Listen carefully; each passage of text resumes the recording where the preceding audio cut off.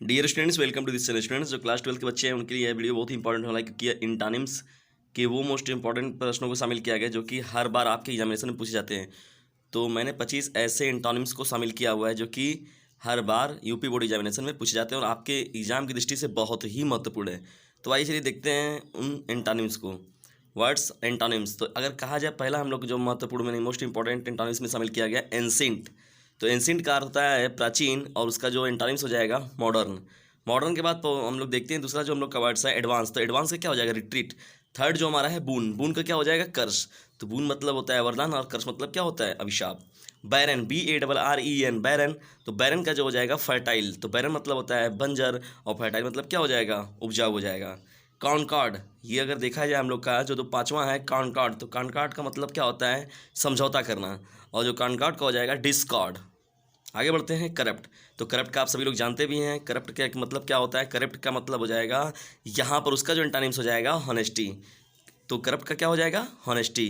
Inexpensive. Inexpensive का मतलब होता है कंजूस।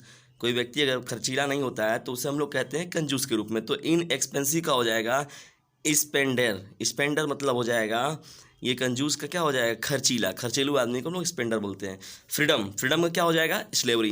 तो ये हो गए आपके इंपॉर्टेंट एंटोनिम्स की लिस्ट। आप इसका स्क्रीनशॉट जरूर ले लें। डियर स्टूडेंट्स, यदि वीडियो आपको पसंद आता है तो इसे लाइक करें और शेयर करें और चैनल पर नए तो सब्सक्राइब करना बिल्कुल भी ना भूलें। बढ़ते हैं अगले वर्ड्स की तरफ। तो जो हमारा गेस्ट है तो गेस्ट का क्या हो जाएगा होस्ट।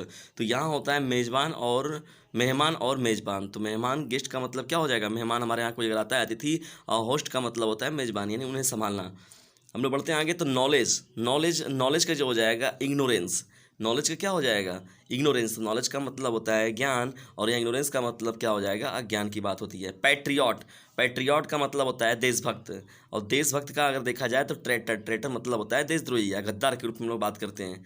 आगे बढ़ते हैं हम लोग के वर्ड्स में अपने। तो वॉलंटरी। तो वॉलंटरी का जो हो जाएगा वॉलंटरी का मतलब होता है ऐच्छिक यानी इच्छा अनुसार कोई कार्य होता है। तो वॉलंटरी मतलब होता है ऐच्छिक। इन केवल आई नाम जोड़ दीजिए। इन वॉलंटरी का मतलब हो जाएगा अनैच्छिक। आगे बढ़ते हैं हम लोग। तो BRIDE ब्राइड। ब्राइड का मतलब क्या होता है दुल्हन। तो दुल्हन का क्या हो जाएगा दुल्हा। तो दुल्हा का क्या हो जाएगा ग्रूम। तो यदि ग्रूम का भी अगर आपसे पूछा जाता है तो आप उसका एंटोनिम्स क्या लिखेंगे ब्राइड लिखेंगे।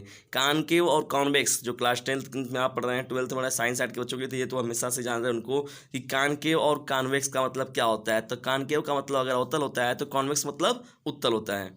फैमिलियर। फैमिलियर का क्या हो जाएगा अनफैमिलियर। तो ये एकदम ये वो हमेशा रहने वाले एक्टिव हैं। तो फैमिलियर का क्या हो जाएगा अनफैमिलियर। अगला चला जाए तो लिटरेट। लिटरेट का क्या हो जाएगा इलिटरेट। लिटरेट का मतलब होता है पढ़ा लिखा या शिक्षित। और इलिटरेट का मतलब क्या होता है अनपढ़ जिसे पढ़ना लिखना ना आता हो। तो लिटरेट का क्या हो जाएगा इलिटरेट। स्टूडेंट्स आगे बढ़ने से पहले हम लोग एक बात आपको देना चाहते हैं। जो इंग्लिश के आपके मोस्ट इंपॉर्टेंट कलेक्शन हैं जो इंग्लिश ग्रामर के हो गए या आपके प्रोज की बात हो गई या शॉर्ट स्टोरी की बात हो गई। तो आप इन प्रश्नों की महत्वपूर्ण श्रृंखला को पाने के लिए डिस्क्रिप्शन बॉक्स में ज़रूर जाएं, क्योंकि मैंने वहाँ पर उन सभी प्रश्नों के इंपॉर्टेंट जो प्लेलिस्ट हैं दे रखे हैं वहाँ पर। तो आप जाकर वहाँ से उन प्लेलिस्ट में से आपके अपने इंपॉर्टेंट वीडियोस को देख सकते हैं। अगला बढ़ते हैं हम लोग। तो डिपॉजिट का क्या हो जाता है। डिपॉजिट का जो एंटोनिम्स होता है विड्रॉ हो जाता है। शार्प। शार्प का क्या हो जाता है ब्लंट। शार्प मतलब होता है तेज और ब्लंट मतलब कुंट होता है। तो शार्प का क्या हो जाएगा एंटोनिम्स ब्लंट हो जाएगा। स्टैटिक्स और डायनेमिक्स। तो स्टैटिक्स मैथमेटिक्स में भी हम लोग पढ़ते हैं स्टैटिक्स और डायनेमिक्स को। तो स्टैटिक्स का मतलब होता है स्थिर और डायनेमिक का मतलब होता है गति या गतिशील के रूप में कोई चीज़ होती है। तो स्टैटिक्स और डायनेमिक्स ये भी बहुत ही इंपॉर्टेंट एंटोनिम्स हैं। आगे बढ़ते हैं इनहेल। और इनहेल का क्या होता है एक्सहेल। इनहेल का मतलब होता है सांस लेना और एक्सहेल का मतलब होता है सांस को क्या करना विड्रॉ छोड़ना। तो इनहेल और का क्या हो जाएगा एक्सहेल हो जाएगा। ये बहुत ही इंपॉर्टेंट है। आगे बढ़ते हैं हम लोग। तो ये हो जाएगा हम लोग का रिलायबल। तो रिलायबल का क्या हो जाएगा चीटर हो जाएगा। तो रिलायबल मतलब हो जाता है रिलायबल का मतलब विश्वसनीय और यहाँ चीटर का मतलब क्या हो गया विश्वासघाती धोखा देने वाला। बात करते हैं अगला हम लोग बढ़ते हैं अपने वर्ड्स की तरफ। तो मेरिट का क्या हो जाएगा एंटोनिम से एकदम सीधा सीधा आप देख रहे हैं कि मेरिट का क्या हो जाएगा डीमेरिट। तो मेरिट का मतलब होता है गुण। तो मेरिट का एंटोनिम्स हो जाएगा डीमेरिट। डीमेरिट का अर्थ क्या होता है अवगुण। विजडम। विजडम का मतलब होता है बुद्धिमान या बुद्धिमत्ता की बात करते हैं हम लोग। तो यहाँ पर इसका आप देख रहे हैं स्टूपिड मतलब बेवकूफ़ होता है। उसी में TI जोड़ दीजिए आप। तो विजडम मतलब होता है विद्वान। तो यहाँ स्टूपिडिटी का मतलब क्या हो जाएगा मूर्ख या बेवकूफ़। रेगुलर का क्या हो जाएगा इर्रेगुलर। रेगुलर इर्रेगुलर ये बहुत ही इंपॉर्टेंट। रेगुलर का क्या हो जाएगा इर्रेगुलर। डियर स्टूडेंट्स आगे बढ़ते हैं हम लोग। तो फॉर्च्यून का क्या होता है मिस फॉर्च्यून। तो फॉर्च्यून का क्या हो जाएगा आपका मिस फॉर्चून। तो फॉर्चून का जो अर्थ होता है भाग्य, तो भाग्य का क्या हो जाएगा दुर्भाग्य। तो फॉर्चून का मतलब हो जाएगा मिस फॉर्चून, इसका एंटानिम्स। तो ये भी बहुत ही इंपॉर्टेंट है, फॉर्चून का क्या मिस फॉर्चून। तो ये आपके हो गए 25 मोस्ट इंपॉर्टेंट एंटानिम्स का कलेक्शन। यदि वीडियो आपको पसंद आता है तो इसे लाइक करें, शेयर करें, और चैनल पर नए हैं तो इसे सब्सक्राइब करना बिल्कुल भी ना भूलें।